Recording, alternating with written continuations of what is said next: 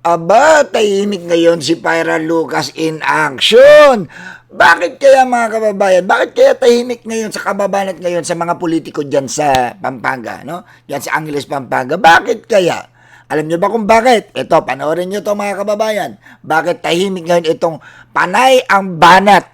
Na halos araw-araw na lang, every other day, ang laman ng kanyang page. At saka itong isa pang page niya na Malarapi Tulfo in Action, puro mga politiko dyan sa Tarlac. Bakit kaya? Alam niyo kung bakit tahimik? Ito. Useless. Parang tinapon mo yung pera sa ilong. Useless. Northern Builders.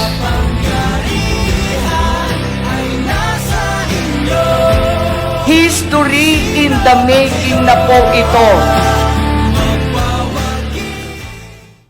Kaya naman pala tahimik. Bakit? Yung kaibigan niyang ex-mayor ay sangkot sa flood control. Ngayon, kumbaga napagtagnay-tagnay natin, kaya pala bumabanat sa mga kasalukuyang politiko ngayon dyan, may something pala. Diba? Pero nung panahon ng kaibigan niya, ng mga ex-mayor, hindi niya pinabanatan yan. Kaibigan Diba? Ngayon, tignan nyo to Tignan nyo to. Ayan. Ngayon, nakakasuhan ngayon siya dahil sa mga kababanat niya dito sa mga politiko diyan sa Angeles, no? Eto, ano sabi niya dito? Ang lahat ng gawa-gawang kaso na isinampa ng mga politiko laban kay may Pyra Lucas ay dismiss. Gawa-gawa lang daw, dismiss.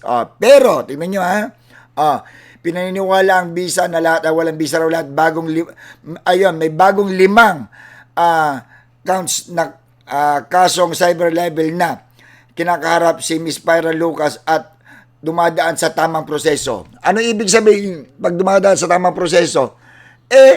Hindi pa tapos. Bakit nga naman kasi nakasuhan siya ng mga cyber libel?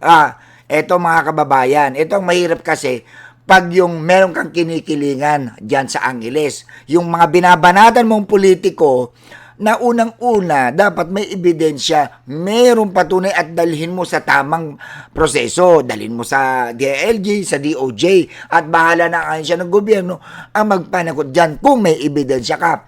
Paano ba naman yan, mga kababayan? Ito kasi ang ginagawa niya. Panoorin nyo, Ito kasi ang ginagawa niya. Pakita natin to. Yan. Tingnan nyo mga pinagsasabi niya sa mga politiko dyan sa Tarlac. Dead or alive. Wanted. Magnanakaw ng flood control budget. Magnanakaw ng flood control budget? Hindi ka na pangalanan sa Pinangalanan na ba? Meron ba? Na-discover na ba? Flood control ang sinasabi mo, mukha yatang flood control sa panahon nung mayor na mga kaibigan mo yung mag-asawa. Di ba? Eto pa, ginawa mo.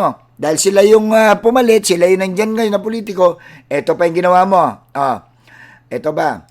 Ayan. Ano nakalagay? Wanted. Dead or alive. Tama ba yan, mga kababayan? Tama ba yan yung ginagawa nitong Miss Pyra Lucas na to? Itong tao na to. Tama ba yung ginagawa niya na iganyan niya mga politiko dyan? Meron naman tayong batas. Meron naman, sana idulog mo sa kung sila ay talagang nagnanakaw sa kaban ng bayan at merong katiwalian. Anak ng butke, buong angkan, binabanata mo ang mga politiko dyan sa Tarlac. Ngayon, nakasuhan ka ngayon. Ito yung kaso mo ngayon. Sasabihin mo, gawa-gawa lang. Sabihin natin na dismiss yung iba. Pero meron ka pang kinakaharap ng cyber libel. So, isa lang ibig sabihin yan.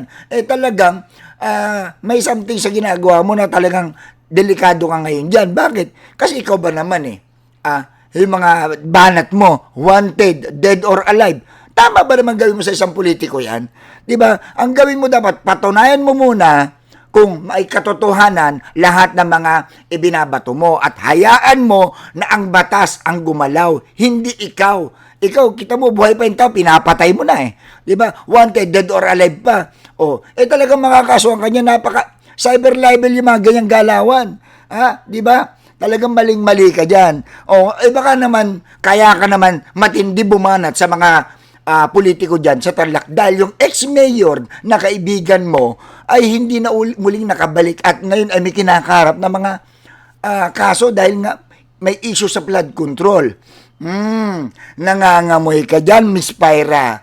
Diba? Kaya hindi na ako nagtataka. Doon pa lang kay Ben Tulfo, nasunog ka na kay Ben Tulfo, di ba? Dahil sa mga OFW, di ba, na nagbayad tapos walang nangyari doon sa pinagawa sa'yo. Kaya pinapakasuhan ka sa Ben Tulfo. O ngayon, wala ka pa rin kadala-dala. Ngayon, may mga kaso ka na naman. Cyber libel.